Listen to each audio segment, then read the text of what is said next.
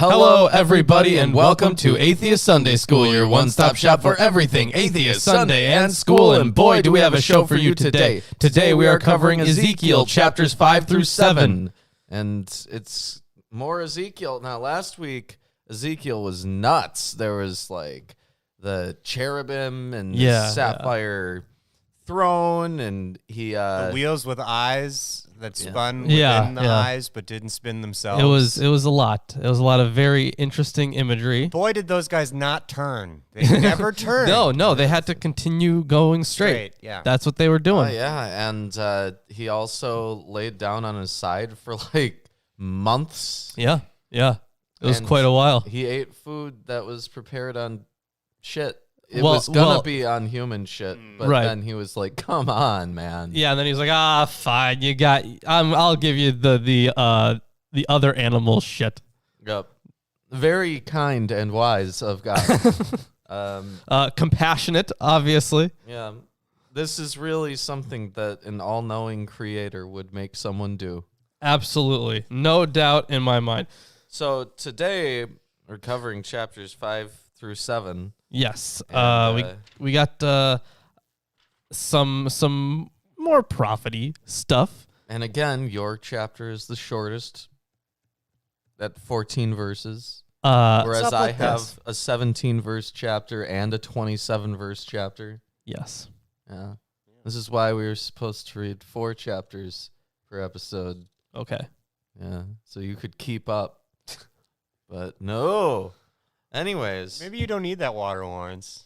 I'm going to need it anyways. Nah, you only have, 6 lines? Come on. I mean, I got some commentaries I'll be reading from. You, man. Yeah, well, speaking of commentaries, what do they say about these chapters that we're going to be reading today? Well, this is part, at least through part of chapter 5. This is part of the last part of the section that we were in before. Okay. I think it's actually all of chapter 5, yeah.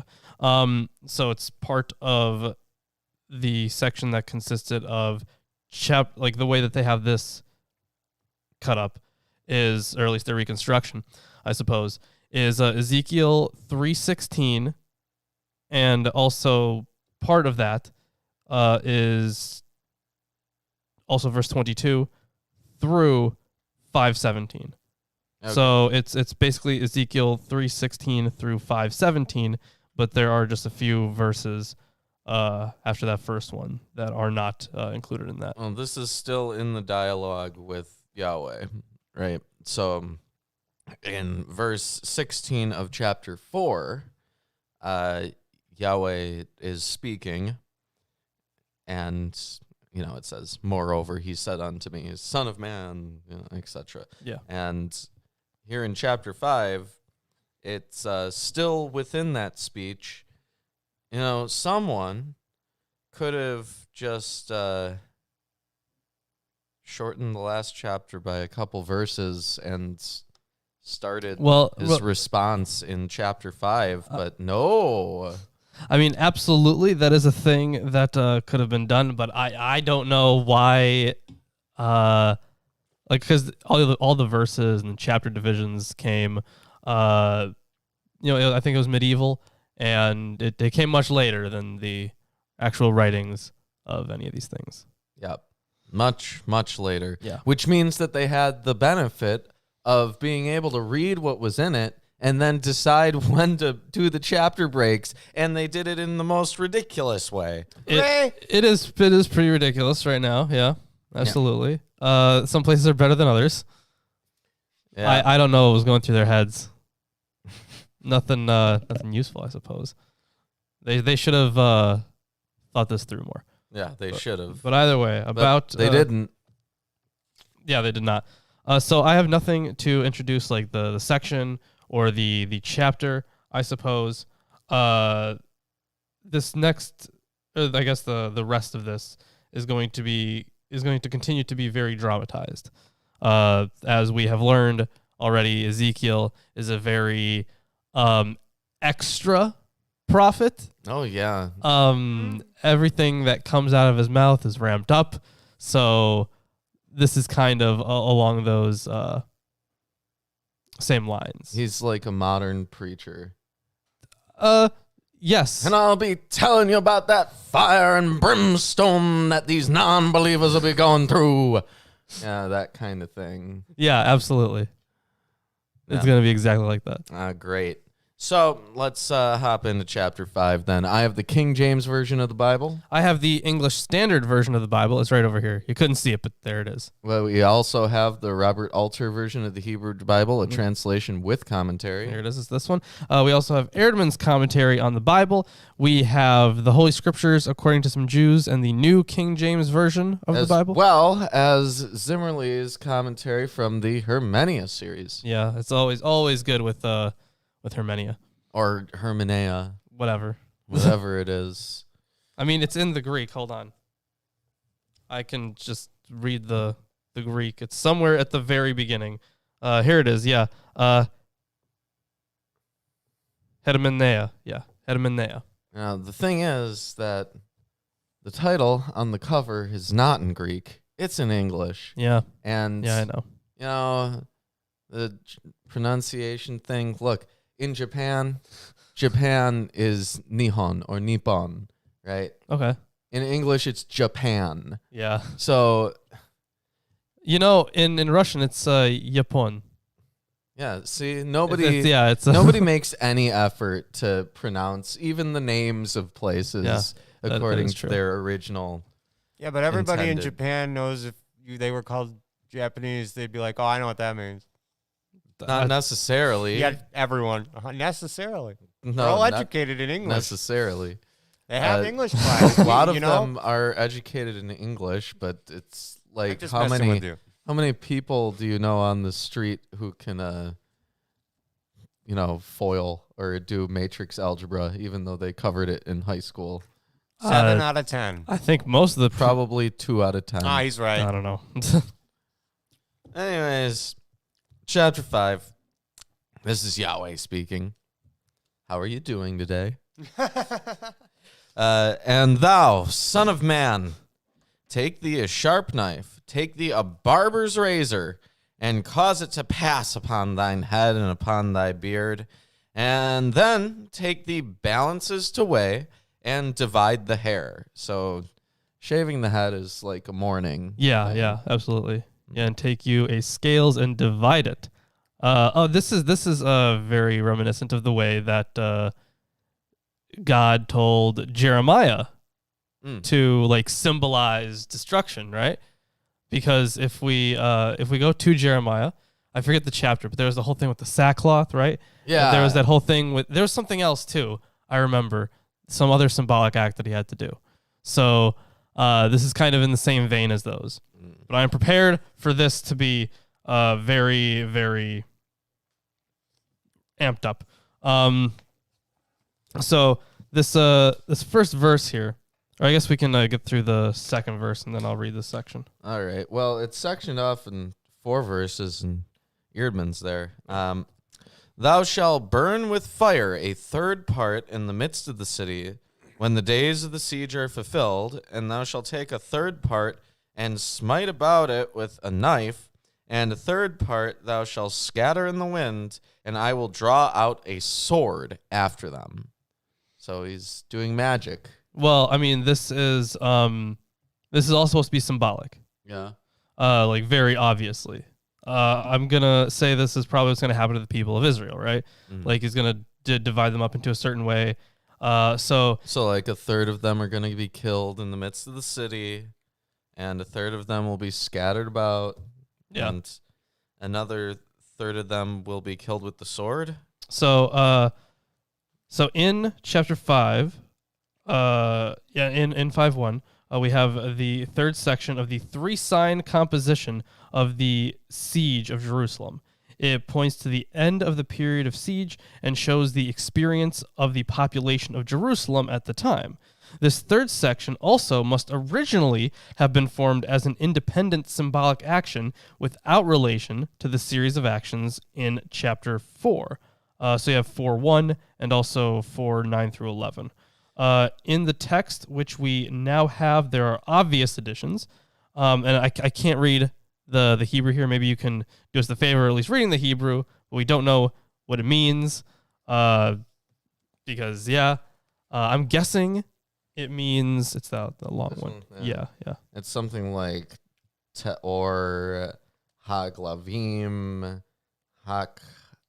Hakhanu Lech or something like that. Okay. So, I mean, because of the explanation here that we're given, that it's a simple explanatory gloss, I'm guessing that's supposed to be a barber's razor or a sharp blade.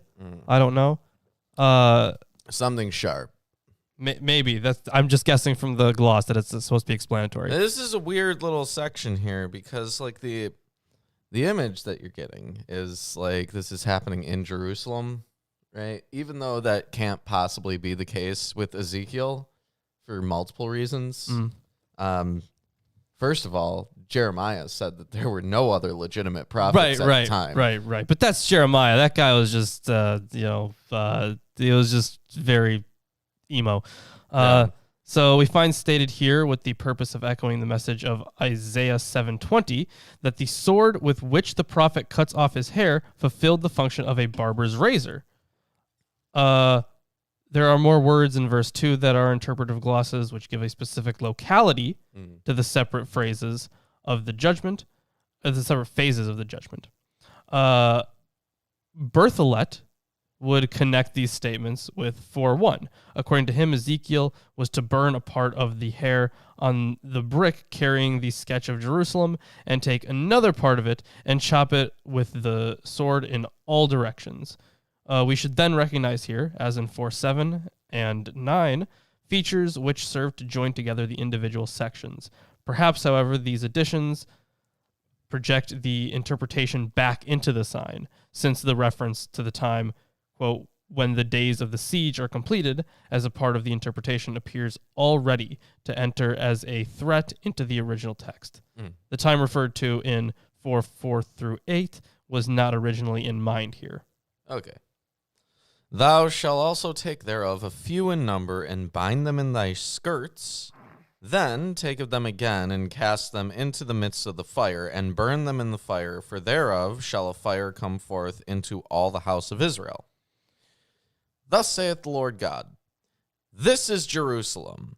I have set it in the midst of the nations and countries that are round about her, and she hath changed my judgments into wickedness more than the nations, and my statutes more than the countries that are round about her. For they have refused my judgments and statutes, they have not walked in them. Therefore, thus saith the Lord God, because ye multiplied more than the nations that are round about you, and have not walked in my statutes, neither have kept my judgments, neither have done according to the judgments of the nations that are round about you. Therefore, thus saith the Lord God, Behold! I, even I, am against thee, and will execute judgments in the midst of thee in the sight of the nations. So this heavily implies that this is taking place about at the time of the siege of Jerusalem, even though that would not be the case based off of everything that's happened in Ezekiel so far. Well, this is like now it's nigh pretty much. So back to verse. I mean, Ezekiel literally lives in a community that is outside of Jerusalem, right, in the land of the Babylonians, basically, and like this is just out of place. It would seem to suggest, with everything that comes before, that the siege of Jerusalem has already occurred, and now he's like, do this symbolic magic action, like, in the midst of the city when the days of the siege are fulfilled. But that doesn't make any sense. Yeah, well, I guess that it's still ongoing, I suppose. How long can a siege be? A while. A long while. You'd be surprised. Okay. So in verse 3 here, we now find repeated in the third part of the three-sign composition the phenomenon established in the first two parts, that the imagery has undergone a subsequent expansion by the addition of a further feature, quote, "And you shall take from these a small number and bind them in the skirts of your robe." The addition is entirely drawn from the imagery of verse 1, but is formally betrayed as a gloss by its disturbance of the statement about the three equally weighed parts of verse 2 in favor of the last of them. This leads on to a change of subject in that verse 3 interprets the three kinds of judgment mentioned in verse 2 as the basis for a further subsequent event in which a remnant is preserved. This certainly goes beyond what was intended in verse 2. That's very reminiscent of was it Solomon who got not Solomon. No, maybe it was Solomon who got the prophecy about like a remnant of his line being preserved. Might have been Solomon, might have been David. Which is the same line. Well, yeah, anyway, yeah. So although I think it was Solomon. How about that? Well, Eerdmans points out, when Ezekiel enacted the signs of 4:1 through 5:4, he may have first allowed them to speak for themselves, unless he shared Yahweh's words to him, e.g. in 4:1. People would be free to assume that he was picturing judgment on Babylon until the devastating "This is Jerusalem" of 5:5. The sermon now warns that the coming calamity more prosaically and in line with Leviticus 26, but more scarily and claims to reveal its background. Ezekiel implies that other people knew something of Yahweh's expectations, but that Judah knew more. So yeah, so the whole "This is Jerusalem" thing, pointing out the thing on the brick, the image on the brick, and expounding its meaning. Which is weird because we brought up the thing in the brick a while back, and then he had the commandment to do this thing where he lays on his side for months and eats bread cooked out of horrible ingredients. Well, on top of horrible the bread ingredients. itself was really bad too, remember? Yeah, Was it? The bread itself was Oh, impalatable. that's right. Okay, I remember that now. Okay. Yeah. So, have fun with that. okay. And I will do in thee that which I have not done, and whereunto I will not do any more the like, because of all thine abominations.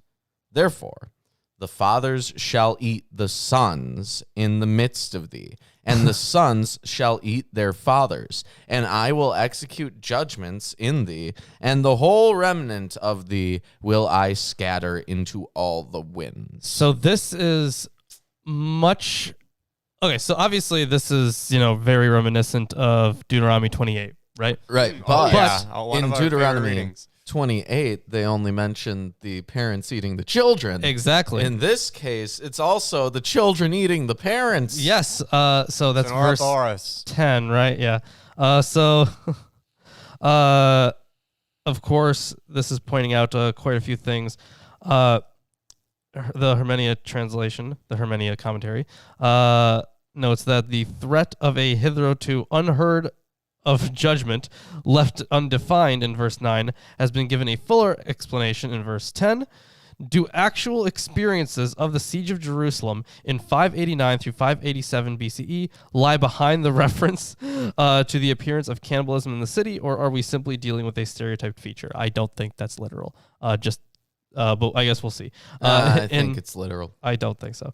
In any case, the statement of 5:10, alongside the parallels in 2 Kings 6:29. I mean, you familiar with Alive? Do you mean being alive? No. The book, the story. No. It was real events. It's not just a novel. It was about this soccer team that crashed down on top of a mountain, and in order to survive, they had to eat their dead. Well, I don't think they're not exactly stranded. They're still somewhere. Look, they're not in the middle of a siege. Yeah, but they're not in the middle of nowhere. According to the commentaries that we've read, the food that they had available to them was cooked on animal dung. All right. I suppose it was pretty bad, but at least they had. I don't know. I don't know. I guess it depends for each person. So, would you rather eat bread that was cooked on animal dung, or eat human flesh that's cooked on animal dung? That's what it goes down to. Yes.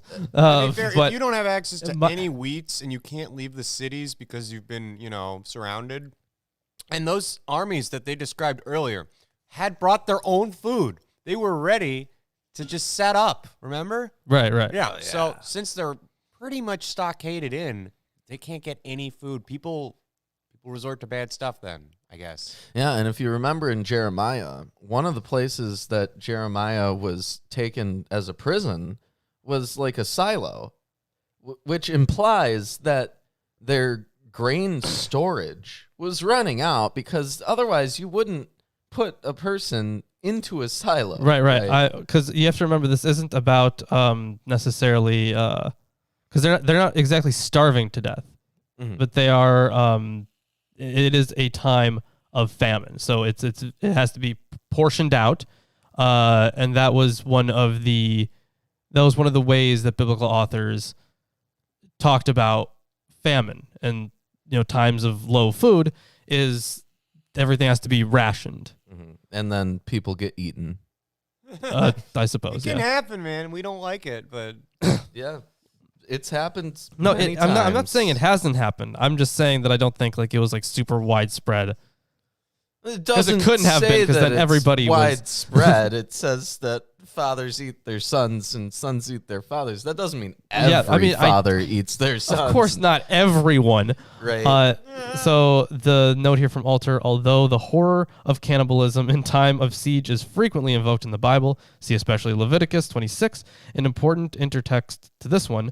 The idea of reciprocal cannibalism between the generations is an added. Yeah, we already pointed that out. An added twist.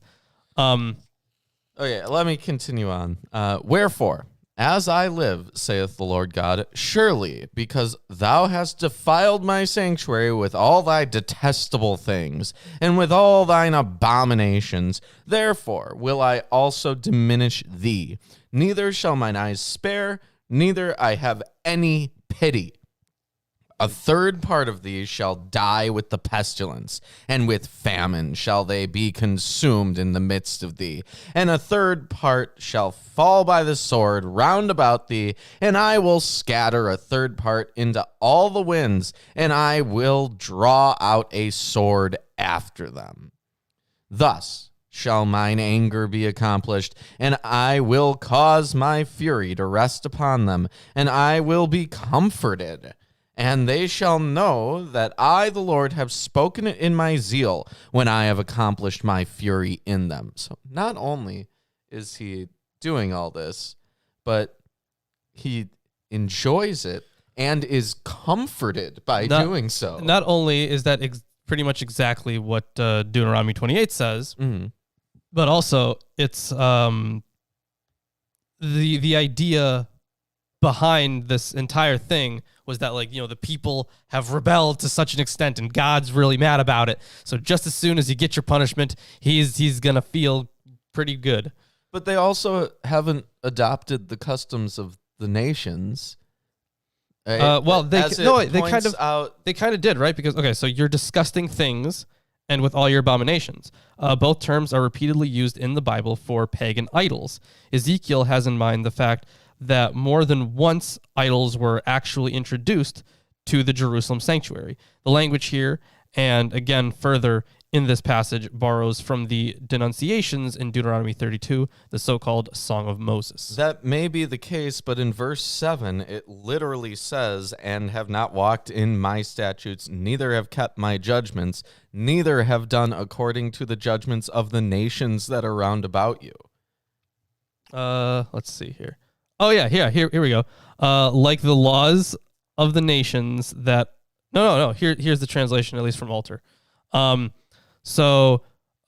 Inasmuch as you have raised a clamor more than the nations that are all around you, My statutes you did not follow, my laws you did not keep, and like the laws of the nations that are all around you, you did not do. So this is an extreme element in Ezekiel's castigation of Judah. The surrounding nations, though they had no covenant with God, observed at least some basic guidelines or laws. Mishpatim, also judgments.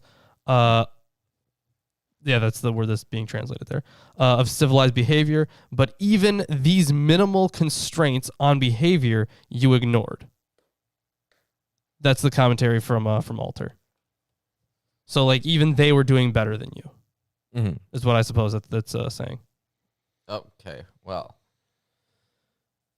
Thus shall mine anger be accomplished, and I will cause my fury to rest upon them, and I will be comforted. And they shall know that I, the Lord, have spoken in my zeal when I have accomplished my fury in them. Moreover, I will make thee waste, and a reproach among the nations that are round about thee in the sight of all that pass by. So it shall be a reproach and a taunt, an instruction and an astonishment unto the nations that are round about thee, when I shall execute judgments in thee in anger, and in fury, and in furious rebukes. The Lord have spoken it.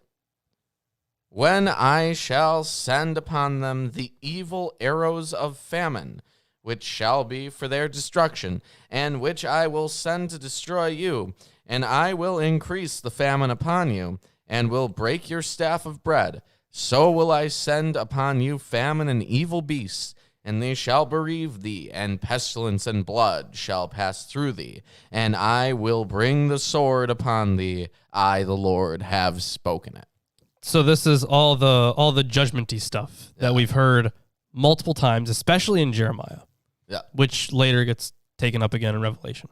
All right. So that's the end of chapter 5. Before we hop into the next chapter, or move on, here's some stuff on the setting of this, the time period of this. Okay. Well, I have to hop into the bathroom. Oh, so do you? why don't you deliver that excursus I will. and maybe say a bit about the next chapter? You guys shall. hear something? We could do it now. No, we're not going to do it now. Why not? So the question of the location and date of the formulation of the whole section, and this is, of course, including 3:16, 22 through 5:17, that whole section, cannot be answered by any one reference. The basis of the section has been shown to consist in a 3-sign composition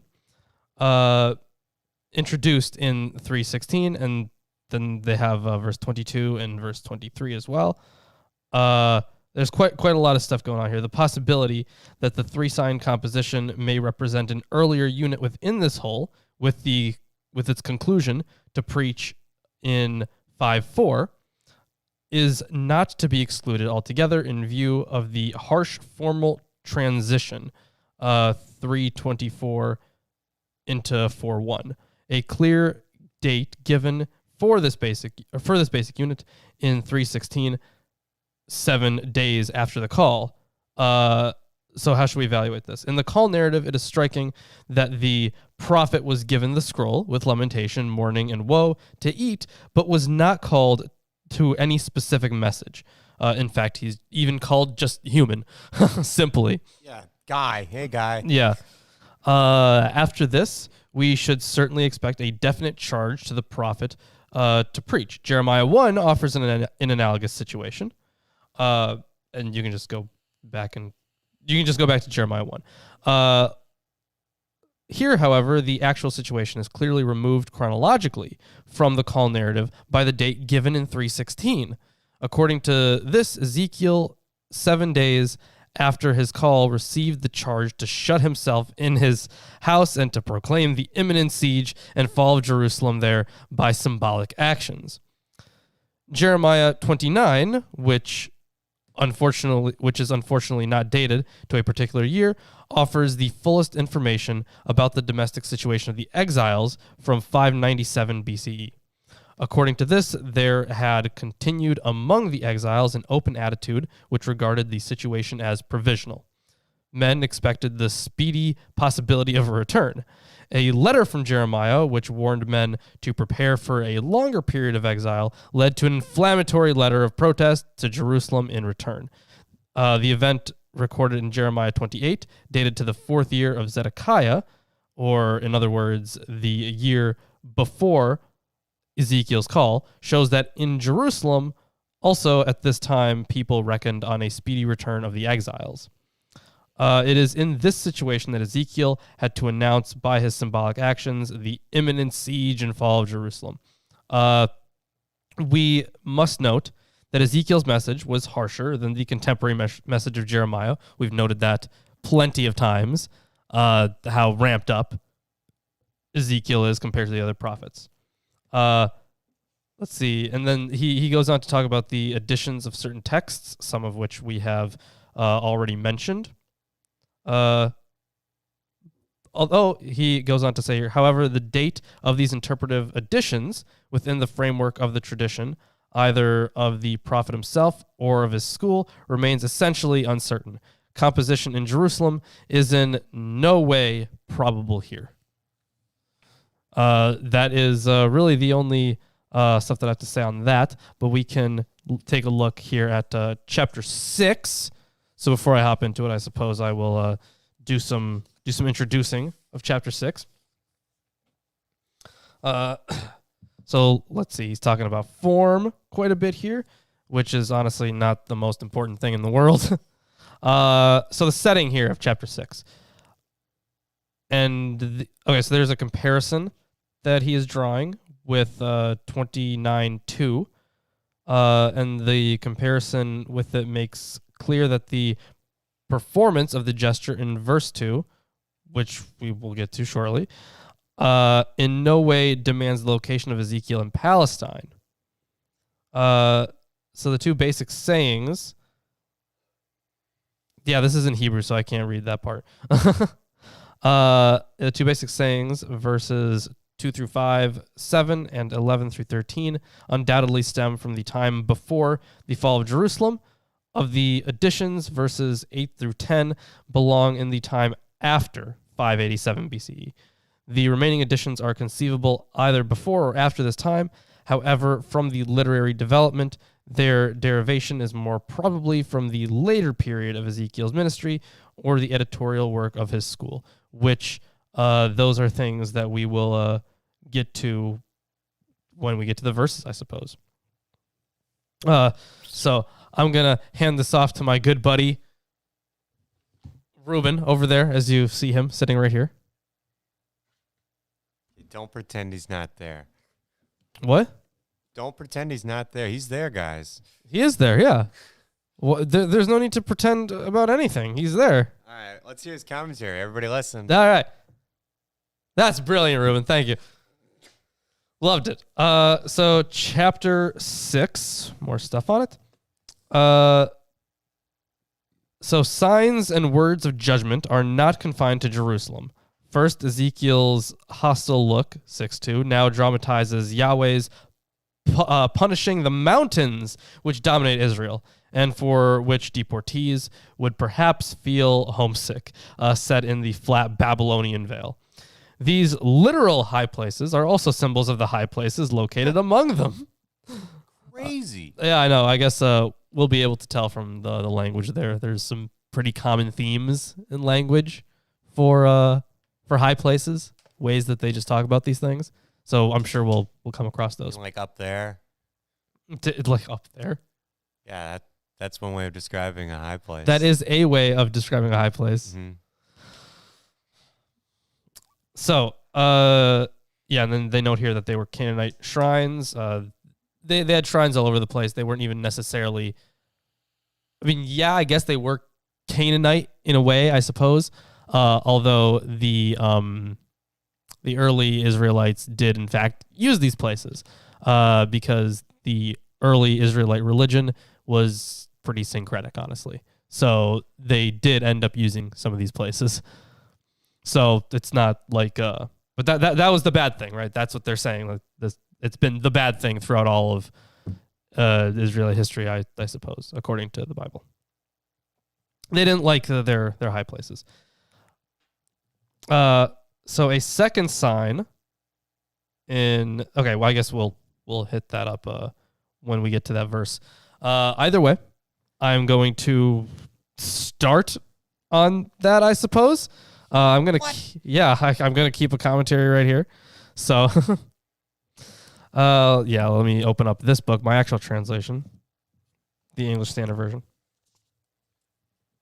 So chapter 6, judgment against idolatry. The word of the Lord came to me. Son of man, set your face toward the mountains of Israel and prophesy against them, and say, you mountains of Israel, hear the word of the Lord God. Thus says the Lord God to the mountains and the hills, to the ravines and the valleys. Perfect timing, Reuben. Death upon the mountains of Israel. Behold! Behold! Behold. The mountains of Israel designation appears fairly often in the book of Ezekiel, but only in this book. It's not to be understood without bearing in mind that Ezekiel's preaching was addressed to the house of Israel, meaning the whole Israelite people. It therefore expresses more than the profane fact that the Palestinian mountain region was the abode of the political entity in Israel. There are echoes in it something of the value of the particular land which was given to the people of God. Thus, the expression stands closer to the Isaianic hara, in Yahweh's mouth, than to the reference har shamron, Jeremiah 31:5, less certainly Amos 3:9.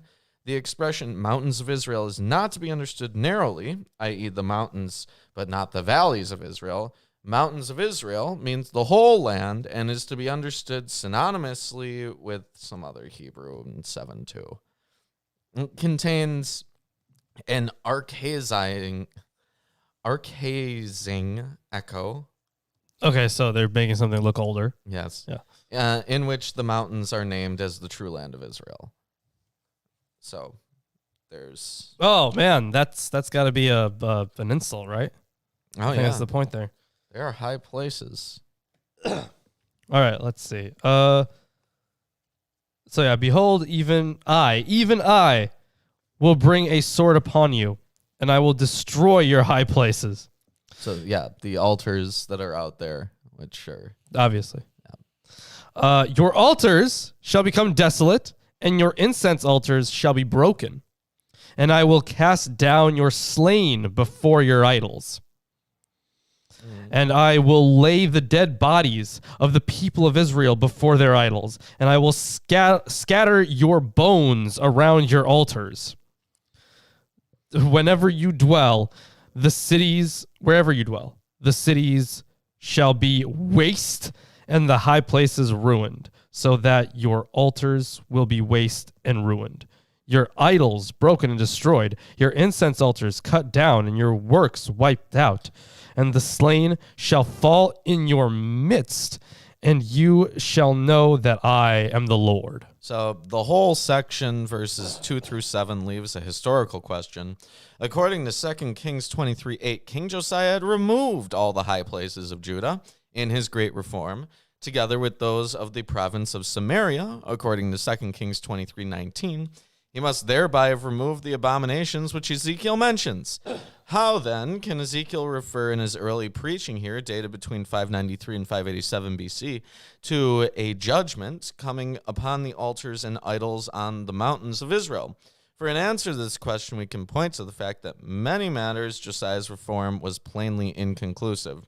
A. Alt conjectured that this in regard to the transfer of local priests of Jerusalem.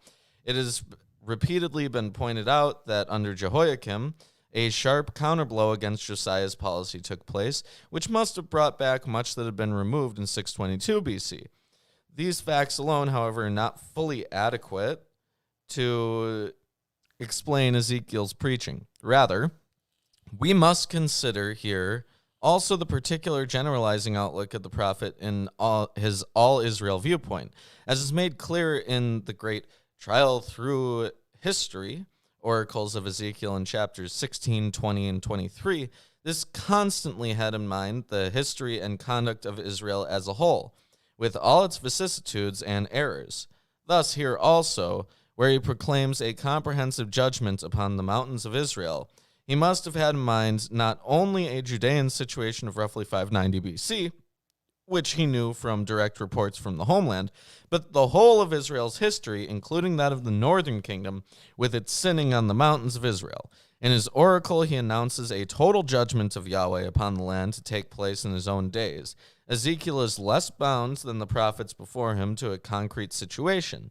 In his distant place of exile, he is particularly the theologian among the prophets, who proclaim the total action of Yahweh towards Israel. Yeah, I mean his Yahweh is definitely more harsh, I would say. Mm-hmm. A lot angrier. That's for sure. Like, I mean, the one in the Yahweh portrayed in Jeremiah isn't all that great either, but this one is this one's like a step beyond. Mm-hmm. All right, let's continue here. Verse 8. Yet I will leave some of you alive, when you have among the nations some who escaped the sword, and when you are scattered through the countries, then those of you who escape will remember me among the nations where they are carried captive. So the Hebrew merely says, and I will leave. And it also says, thank you, Landon. Yes, also Knoll, says for thank you, Landon. Landon Knoll. $4.99. Yeah, we are getting close to our 666 donation drive goal. We're only like 125 or so away, something like that. 125, 150, somewhere in there. And once we hit $666 in donations, we will be getting a. We're about 200 away, I think. You said that last time. Did I? Yes. Yeah, whoops. Okay. You can't say that. So you're gonna have to actually do the math. Okay. Well, once we hit $666 in donations, we'll be getting a thetan meter. We'll be seeing who the most clear is. We'll be telling you about Scientology and how their thetan meters work, and it'll be a fun time. I think it'll be a fun time. Yeah. I think it'll be fun. So where it says, I will leave some of you, the Hebrew merely says, and I will leave. And it's textually problematic. It's absent in the Septuagint, and its deletion yields a smooth reading sentence here. When you are fugitives of the sword among the nations, when you are scattered in the lands, your fugitives shall recall me. So... Also, thank you, Justin, for making it an even 30. Excellent. We do appreciate that. We do. Easier math. Yeah, it is way easier math. All right, so yeah, apparently the text there is like leaving out a word. Yep. Or a few even. So Yes. the translator is left to fill that out. That happens a lot in Greek, except the word that's usually left out is. If a word is missing, it's usually is. That is That depends on unfortunate. what the definition of is. Israel. Isis Rael. Ra'el. Oh my gosh, shut up. Oh my God, shut up, really. That polar flip of words, like, oh no.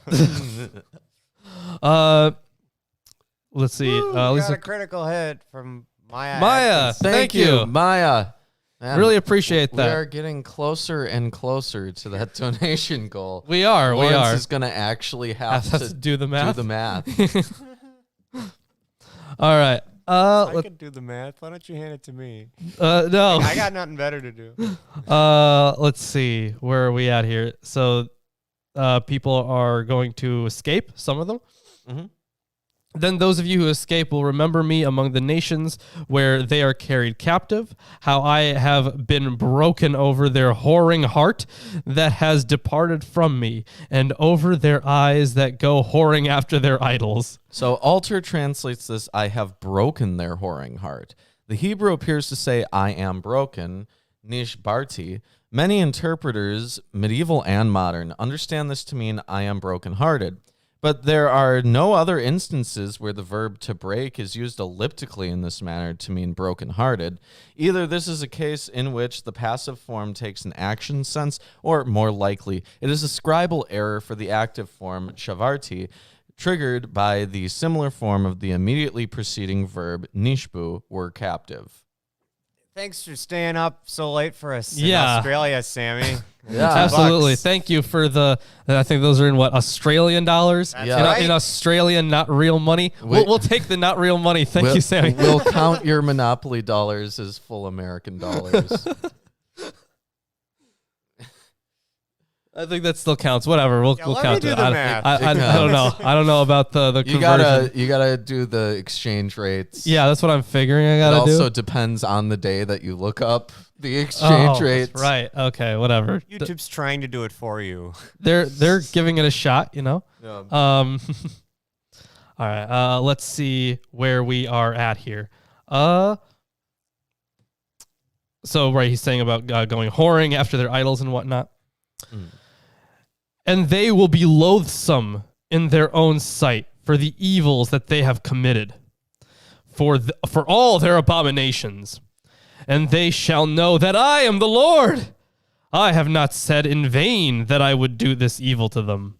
Well, he's acknowledging the nature of this potential act. That's good. Yeah. Verse 11. Thus says the Lord God, clap your hands and stamp your foot. I don't think they can hear that. And Cha-cha real smooth. exactly, that's what I was thinking. That exact song popped into my head. And say, alas, because of all the evil abominations in the house of Israel, for they shall fall. Okay, that's a weird way to phrase that. For they shall fall by the sword, by famine, and by pestilence. Yeah, these are things that popped up a bunch of times in Jeremiah. Yeah, absolutely. Is there an explanation for clapping your hands and stamping your feet? Is that just supposed to be? Is that verse 11? That is verse 11. Clapping hands. I mean, you can. Is that the translation that Yeah. Alter uses?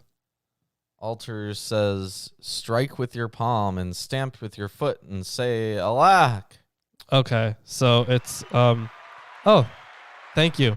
Well, yeah, That's a lot of they're clapping. doing that for A lot of ya. clapping of hands. Thank you, audience. Yeah, so Altar doesn't comment on that. That's sad. I kind of wish you would. Hermanea doesn't comment on that. That's also a bummer. I feel like the translation here matters. The alack could be alas or hurrah. Well, yeah. Alas is the that one makes sense, I suppose. But oh man, I want to hear more about. The cha-cha? Yeah. Yeah, none of these commentaries say anything about this electric slide thing. So The world may never know. maybe our viewers are aware. I don't know.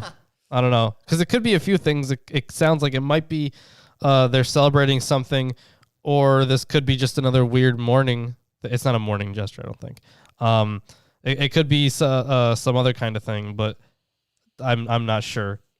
Because I don't think we've run into this exact language before. So I don't know what it is. No, we haven't. Yeah. All right, let's I'm just going to continue on here. He who is far off shall die of pestilence, and he who is near shall fall by the sword, and he who is left and is preserved shall die of famine. So Thus- this tripartite division spells out the meaning of the symbolic prophetic act of dividing the hair into three parts. Okay, that makes sense.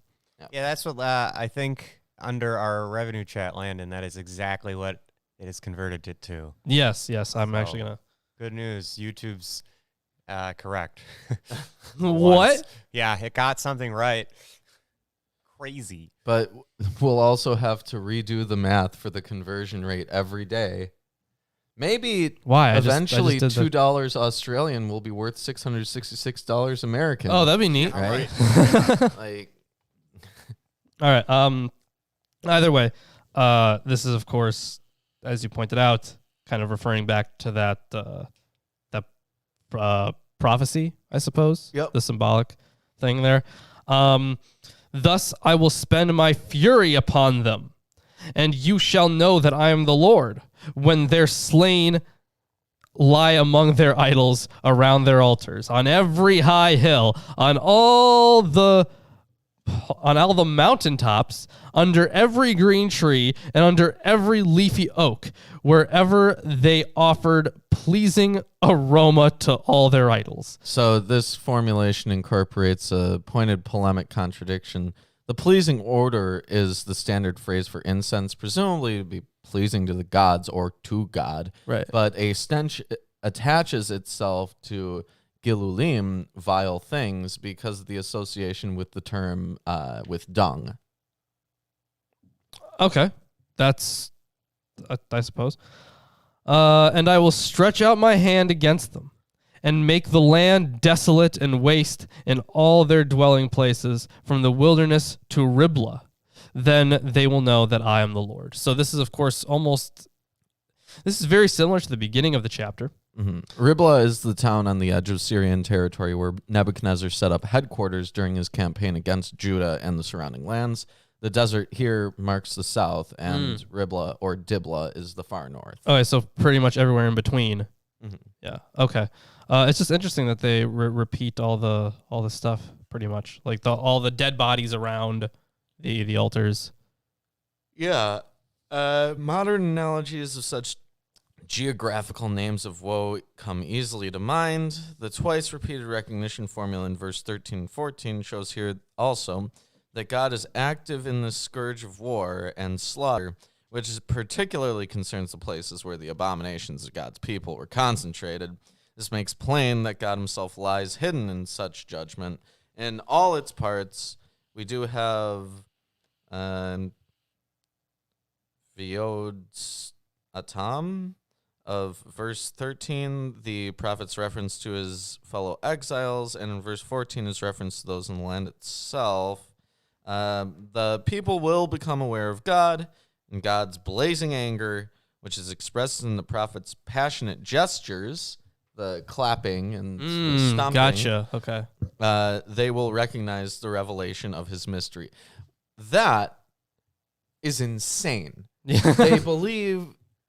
So this author, Zimmerly, thinks that clapping his hands and stomping his feet will communicate to the people that this is Yahweh who's responsible for these things.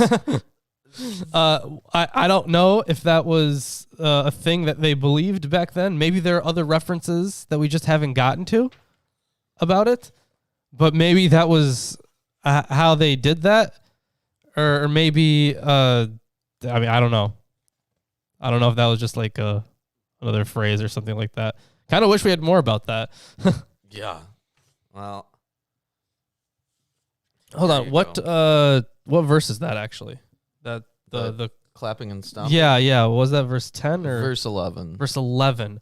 Okay, so I have here a paper that might have something in it, but I would have to look through it because it is quite long. Yeah, I don't know. I have to look through it later. Do you hear something that would give you a chance to look through it? I think I do hear something that would give me a chance to look through it. Whoa. Behold, I am your Lord and Savior, Jesus Christ, and I want to let all you heathens and sinners know that I support this wonderful episode of Atheist Sunday School. Lawrence and Reuben try their very best to bring you the true glory of the Bible, and they need your help. They have provided links to their Patreon page and other social media just for you.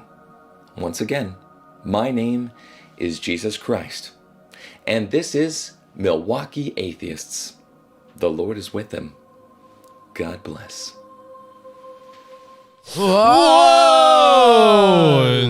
That was radical. Wacky and fun. Whoa, just like our wacky and fun t-shirts. And you know what? Jesus came down here and he actually gave me a revelation, and he told me that the book I was looking through had no information on the verse. Whoa, thanks, Jesus. Thank So you, thank you. Jesus. Didn't have Wow. to go reading through it to not find the thing that I needed. So thank you. That is incredible. Well, we're in chapter 7 now. Yes, we are. Let's talk about the setting for this, and then we'll get into the interpretation. Yep. As we do here on the show. In noticing the stereotyped language of the descriptions of the day of Yahweh, we'll get to that. Herntrick's conclusion, quote, that verses 10 through 14 are spoken directly from the point of view of the onlooker who sees himself surrounded by the historical facts, cannot be regarded as compelling. The view that Ezekiel 7 could have arisen in the exile encounters no serious objection. Chronologically, the announcement of the near end would undoubtedly occurred in the years before 587. Whether the secondary passage in verses 6 through 9 and the other later additions could have derived from the prophet himself must be considered in relation to the exposition. We'll get to those when we get to them. So let's get into it. Yeah. Chapter 7. Moreover, the word of the Lord came unto me, saying, Also, thou son of man, thus saith the Lord God unto the land of Israel, an end, the end, is come upon the four corners of the land. Yeah, and as we already noticed, it's coming directly to the land. The message is to the land of Israel. Yeah, the mountains, the whole land. Now is the end come upon thee, and I will send mine anger upon thee, and will judge thee according to thy ways, and will recompense upon thee all thine abominations. There are those Christians out there who believe that you're saved by faith. Well, But- there's the faith alone, there's the works alone, and there's both the faith and works. Yeah. And there's the faith workers. But one would think that when it has verses saying, will judge thee according to thy ways, it really precludes the faith alone interpretation, right? And mine eye shall not spare thee, neither will I have pity, but I will recompense thy ways upon thee, and thine abominations shall be in the midst of thee, and ye shall know that I am the Lord. Thus saith the Lord, an evil, and only evil, behold, is come. An end is come. The end is come. It watcheth for thee. Behold. It is come. The morning is come unto thee, O thou that dwellest in the land. The time is come. The day of trouble is near, and not the sounding again of the mountains. Now will I shortly pour out my fury upon thee, and accomplish mine anger upon thee, and I will judge thee according to thy ways, and will recompense thee for all thine abominations, and mine eyes shall not spare, neither will I have pity. I will recompense thee according to thy ways and thine abominations that are in the midst of thee, and ye shall know that I am the Lord that smiteth. So apparently this the section that we're reading here, so the section 7:6 through 9 or part of 6 which has been introduced later into the section of verses 1 through 6, 10 through 27, represents an extensive parallel variant to verses 2 through 4. Here also it begins with ponderous phrases which announce the coming of the end. It then passes over into direct address, which mentions explicitly the inhabitant of the land as the object of the end. Quote, the end has come, the end is upon you, O inhabitant of the land. Then there's some Hebrew that I don't know. Says something like that. Yeah, not really much more on that. All right, you're going to love this verse. Oh, I think I am. Yes. Behold, Behold. the day, behold, Behold. it is come. The morning is gone forth. The rod hath blossomed. Pride hath budded. Violence is risen up into a rod of wickedness. None of them shall remain, nor of their multitude, nor of any of theirs, neither shall there be wailing for them. The time is come, the day draweth near. Let not the buyer rejoice, nor the seller mourn, for wrath is upon all the multitude thereof. For the seller shall not return to that which is sold, although they were yet alive. For the vision is touching the whole multitude thereof, which shall not return, neither shall any strengthen himself in the iniquity of his life. They have blown the trumpet, even to make all ready, but none goeth to the battle. For my wrath is upon all the multitude thereof. The sword is without, and the pestilence and the famine within. He that is in the field shall die with the sword. He that is in the city, famine and pestilence shall devour him. But they that escape of them shall escape, and shall be on the mountains like doves of the valleys. Wait, hold on. All of them mourning every one for his iniquity.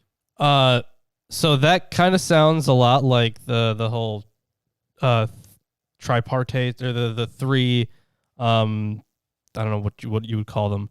The three signs that we got earlier, right? With the burning of the hair, the stabbing of the hair, and the scattering. Right. But this one is different because remember the people that escaped, we were just told in the last chapter, I think, or maybe even the one before that the people that escaped would actually die of famine. But now we're being told something different. That'll happen. I'm going to leave that up to scribal error. It's pretty clear, Hold on, based off of Jeremiah and the contents of Ezekiel, that this is like the intention here. Well, obviously. So what's the verse that we're on? I just finished verse 16. Verse 16. Okay. I'm sure that is right here, actually. Or is it directly skipped? Is that the one verse that isn't covered in here? Are you serious? Yep. It's actually not in here. I'll find it. I'll find it. Don't worry. All right, so like doves. Yeah, the only commentary in here, or in altars, is like doves of the valleys. There is a species of dove that nests among the rocks and crevices of valleys. Greenberg proposes that Ge'ayot, valleys, puns on hogot, the moaning sound made by doves. Mm-hmm. I'm going to try to find it. It's got to be in here somewhere, right? Maybe. All hands shall be feeble, and all knees shall be weak as water. They also shall gird themselves with sackcloth, and horror shall cover them, and shame shall be upon all faces, and baldness upon all their heads. So these are signs of mourning. They shall cast their silver in the streets, and their gold shall be removed. Their silver and their gold shall not be able to deliver them in the day of the wrath of the Lord. They shall not satisfy their souls, neither fill their bowels, because it is the stumbling block of their iniquity. As for the beauty of his ornament, he set it in majesty, but they made the images of their abominations and of their detestable things therein. Therefore have I set it far from them. And I will give it into the hands of the strangers for a prey, and to the wicked of the earth for a spoil, and they shall pollute it. My face will I turn also from them, and they shall pollute my secret place, for the robbers shall enter into it and defile it. I mean, that sounds, they shall defile my treasure. Yeah, the sacking of the first temple is what it sounds Since like. the defiling by brutes that follows has a feminine object, God's treasure is in all likelihood the city of Jerusalem, regularly represented as a feminine singular. Make a chain, for the land is full of bloody crimes, and the city is full of violence. It sounds like the opening of Watchmen, where Rorschach's like, "This city is afraid of me. I have seen its true face. The streets are extended gutters, and the drain pipes finally scab over with blood, and all the vermin will drown." Yes, thank you, Rorschach. Wherefore I will bring the worst of the heathen, and they shall possess their houses. I will also make the pomp of the strong to cease, and their holy places shall be defiled.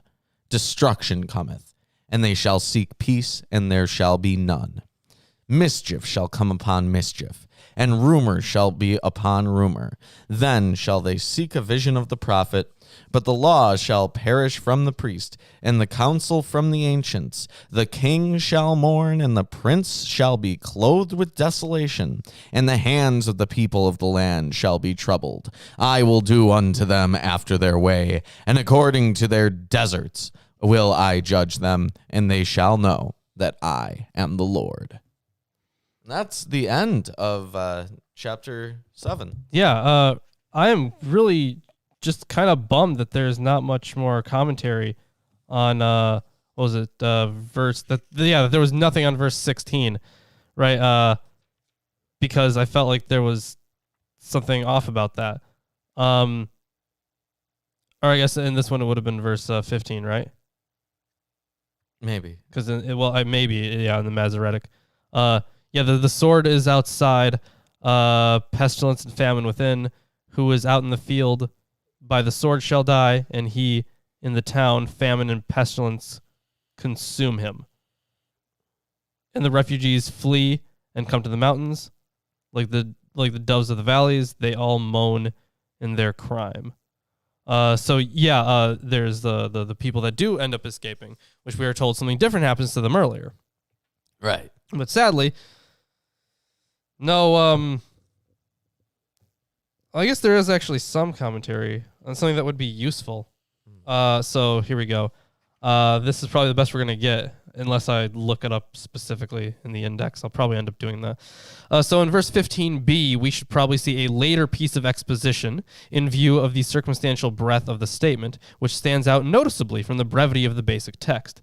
In verse 15a, the traditional threefold instruments of judgment, sword, famine, and pestilence, were combined rather unskillfully and without a group of two, those within and those outside, so that one weapon falls on those within, but two on those outside. In the related text of 6:12, where the threefold instruments of judgment are connected with the antithesis of far and near, we find the surprising device that beside these two, which apparently excluded a third, mention is made of the preserved, which thus provides a particular group for the third instrument. Here we go. In 7:16 also, there now appears within the framework of later interpretation, which had obviously already noted the absence of such a group in 6:12, a third group of the survivors. Since, however, the three instruments have already been divided in the original text between those within and those outside, the solution of 6:12 was no longer possible, and a more general statement was formulated for this last group. And if any of them escape and they are on the mountains, then they will all die. In the additional, each one for his iniquity, which is similarly found in verse 13, the concern is taken into account, which is then fully unfolded in chapter 18. The divine judgment, even when it occurs without pity, is in every case, with every individual, a righteous judgment. A later hand has then added a comparison with the moaning of doves, which is still not found in the Greek, to the description of the men who flee to the mountains. Isaiah 38:14 and 59:11 also, where the simile appears again in connection with lamentation, intends by it the sound of an anxious, terrified bird. So I actually kind of wanted to read the Greek note there. Right. Yeah, Yahweh kind of sucks. Like, We know. the Yahweh that you get in these chapters, Mm. right? People claim, oh, God is all loving and wonderful and he cares about you. No, he takes pleasure in destroying people. But that's only if you've been bad. No, sometimes he takes pleasure in destroying his own people. Yeah. That's if they've been bad. But they ate a cheeseburger with bacon. That Come on, you can't do that. They have to die. You can't even eat a cheeseburger because that whole dairy and yeah. They had lobster. They need to die. Yeah, horrible people. So on the textual note there, on verse 16, the part that doesn't exist in the Greek, I suppose, and I can't exactly read the Hebrew, right? Mm-hmm. But whatever is translated as "they all groan" in the Hebrew, the Greek. Actually, hold on, no, that's the wrong note, because we're talking about something that isn't in the Greek. So yeah, as the doves of the valleys, that's the one that's left out. It's lacking in the Greek, as well as two other textual traditions. I'm not really quite sure what those are, because this is written really weirdly. Kind of looks really, really fancy, like you see on those ye old tavern or whatever, like those kind of signs where it's like really overblown font. Either way, is lacking in the Greek and is clearly an interpretation of the wrongly written, I don't know what the word is, but it's the original Hebrew, which I will get into in a second, I suppose. So, yeah, apparently it's just a mistranslation. These translations commend the... Oh, man. It's a lot of Hebrew that I can't read. There is Greek here that I can read, but it's just translations of the Hebrew. But the note that they were talking about, they all groan. So the Greek actually has that as pantas apokteno. So they do have it as they all groan, but I don't think that's it. So pantas would be, like that could easily be the what's it called? The accusative, I think. I think it would be an accusative, plural. So and that means like all or each one, something like that, or each of them. Not even each of them, but the verb that's used there, apokteno, is a there's no any kind of time marks on it. Nothing changing, like past or future. None of that. That's a first person singular. So it's I groan. So maybe they're I groan them. I groan over them. Maybe that's a way that it should be translated. But either way, let's see. However, it points to a derivative of some other Hebrew word which must originally have stood here. So I guess the text did change a bit there. I'd like to also point out, Yahweh is committing genocide here and enjoying it. Well, he's doing it through the Babylonians. He's doing it through the Babylonians, but it is definitely his will and his actions. He goes throughout these chapters, he makes a point to say, this is Yahweh. Yeah. This is definitely Yahweh. This is me doing it, no doubt about that. Yeah, he definitely does that. And then he's going to punish the Babylonians too. Why? I don't know. Everybody gets some. It's like when all those Egyptians were killed because Yahweh was like, let's just have Pharaoh do these things. Right. Like, it makes no sense. Of course, the believers are like, well, you can't presume to know the mind of God. Well, while that is true, he works in mysterious ways. Right, mysterious ways. What a mystery. Yeah. I mean, it's important to also realize that every book has a slightly different understanding of Yahweh. Right. And they even use different titles, different names. There's like over 40 of them. There's a lot of them. That's throughout the Old Testament. Cloud Rider is one of my favorites. Which Elolam. Is, that's a different one. My pet theory that there is no God of the Bible. There are gods of the Bible. You can have different titles for the same. person. Sure you can, and their personality traits and actions can be completely dissimilar to each other from book to book. Yeah, absolutely. Which, when you have a permanent omniscient, omnipresent being, one would think that they wouldn't be so drastically different over time. Right. Well, who knew? The thing is, when you have have such a, I guess, turbulent area, and you do have these quickly evolving views of God. I won't even say it's quickly evolving because it's over hundreds of years. Yeah, I mean, quick to us because we're covering a big span of time. I'll grant that it's an evolving view of God, but it's very clear that throughout the Bible there's redactors and there's people who go through and change things. And one would think that at some point, one of these redactions would make the character more consistent, but it doesn't. It never occurs. If you're writing a story, right? If you're a medieval monk or whatever, and you're going through and you're the first person who's writing down the chapters and making the divisions, right? One would think that you would be like, well, this draft kind of sucks. I'm gonna, improve and make a superior draft, which does happen. They do change the text over time. Yeah, of course. But they don't do it in such a way that makes the story or characters more consistent. Yeah, it is true that they don't do that.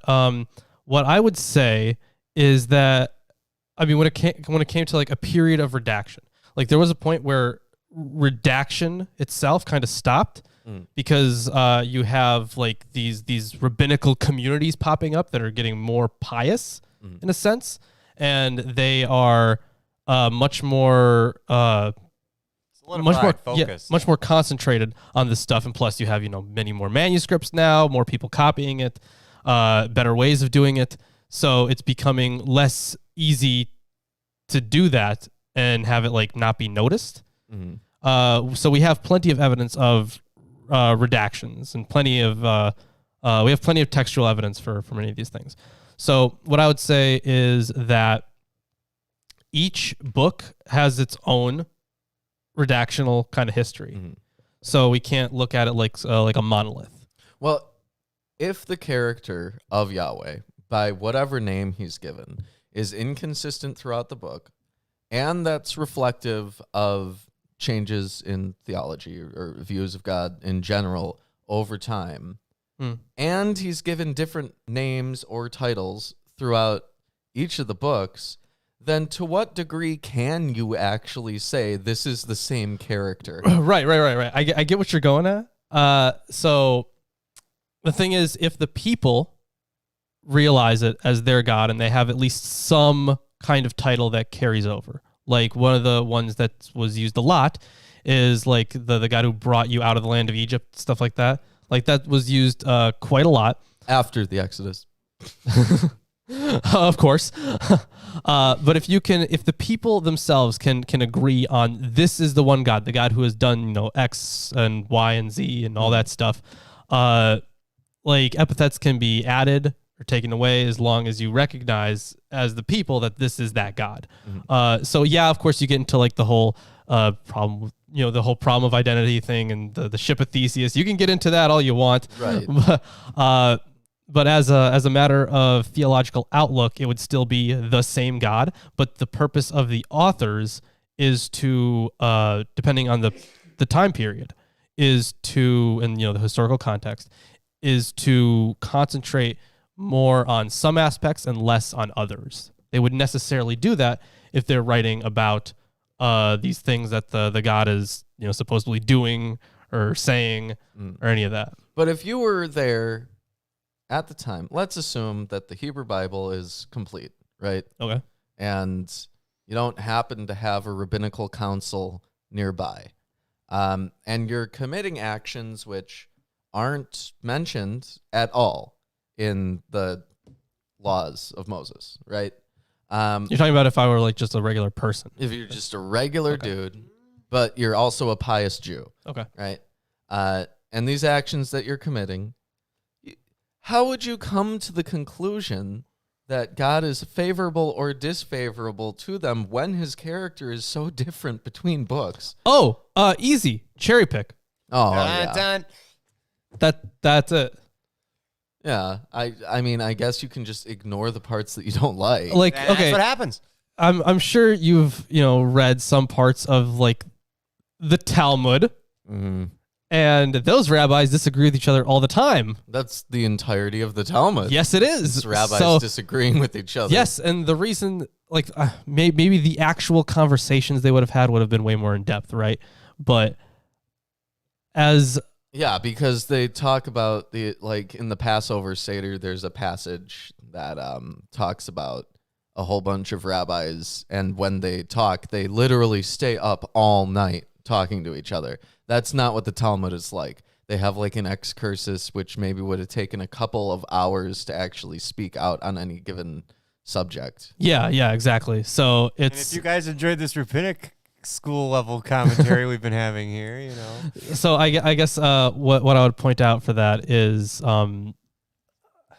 if like they in order to even write this stuff down would necessarily have to cherry pick unless you're actually writing a transcript for something, unless you're like a stenographer, you cherry pick in a situation like this. If you're like a rabbi, you would necessarily have to, because there's just so much. And plus all the other stuff that rabbis tend to cite, which is not biblical usually.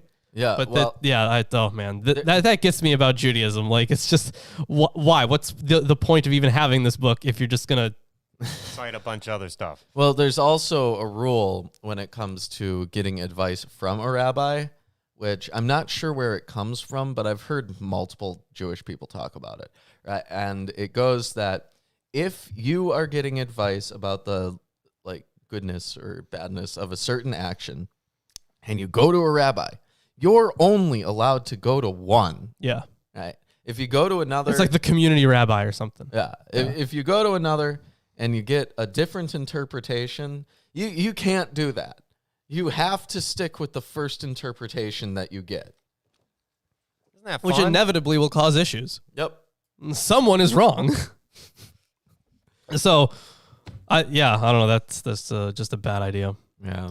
Either way, That's the show for the day. yeah, that's the show for the day. Check us out on Patreon. We have all sorts of rewards. You can be on this show for $50 a month. You can check us out on our Amazon wish list, where there's tons of books. Add to this table, make it more entertaining and thorough for you, the viewer. And of course, I see Nightbot posting Patreon as well. I just mentioned Patreon. Yeah, I know. But you can- $1 a month, you get video scripts.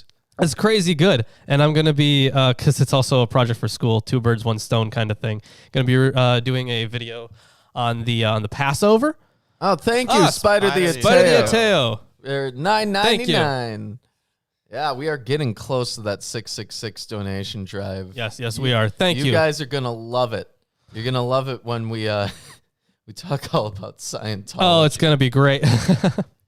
Not a religion, an alternative to the modern science of mental health. Yeah. Let's see. What was I saying before? Right. All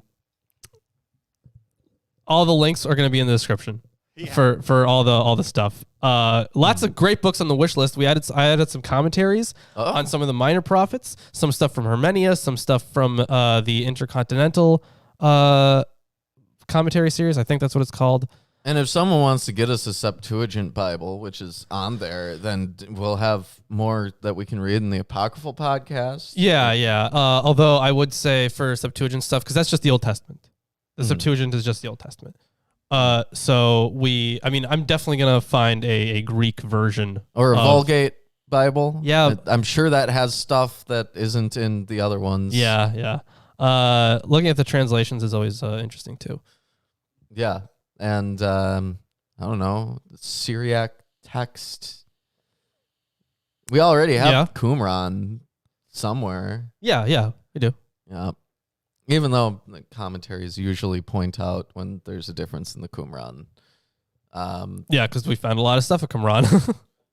There's like other stuff out there. There's like apps. Yeah. And things where you can like cross-reference like 20 different commentaries at once, each verse. Yeah, absolutely. Those are very useful. But we're probably not going to use apps Right. on the show. and we're not gonna create an app, but if we did create an app, it would be the best commentary app out there. We might create a translation and commentary, and it would be the best translation and commentary out there. I don't know. You know what? If I also, because I'm learning Greek right now, right? So if I also learn Hebrew and Aramaic, then I wouldn't have to learn Latin. I could learn Latin. And then that would how help. would you even comment on the differences in the Vulgate? I wouldn't, because if I'm doing a translation, but literally the largest group of believers, literally not the original language. So, when it comes to those because what I would be doing in a translation is not textual criticism, so I wouldn't need the other ones. Well, you see, I could use the other ones. What you would be doing in a commentary could be construed as textual or historical criticism. Potentially, but I would be working off it would be working off the work of others, so I wouldn't necessarily be doing the textual criticism myself. Are you sure about that? Yes. I mean, you just textually criticize the contents of the Hermenia translation in the Greek. That one, yes, I did. Yeah, but that's because that's the original language, and I can do that. But that makes this a textual critical commentary that we are okay. delivering. Well, then we can do a text critical commentary. We already other than just the translate. Okay, whatever. All right, we have lots of links in the description. Teespring to Facebook and Twitter. Chris, can you put up a shirt? Yeah, put up any old shirt. I mean, you go with Atheist Adams. Yeah, that's a classic one, and that's actually the hoodie, too. Oh yeah, that he's putting up there. Yeah. See, that's not even a shirt. That's a hoodie. Come on, guys. We got that too. You can wear a Milwaukee Atheist shirt with a Milwaukee Atheist hoodie over it. Wow. So if you want to support us that way, get yourself something nice, something pretty. I suppose you could do that. You could do that. Let's see. I don't think we have any other shilling other than Facebook and Twitter. Free to follow us on those.